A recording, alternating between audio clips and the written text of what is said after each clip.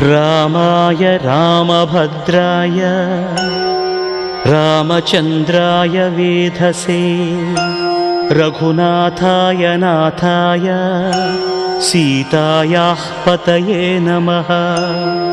श्रीराम राम रघुनन्दन राम राम श्रीराम राम भरताग्रज राम राम श्रीराम राम रणकर्कश राम राम श्रीराम राम शरणं भव राम राम।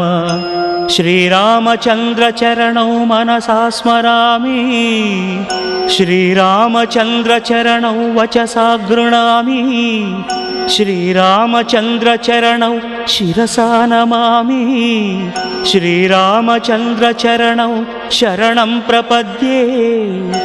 माता रामो मत्पिता रामचन्द्रः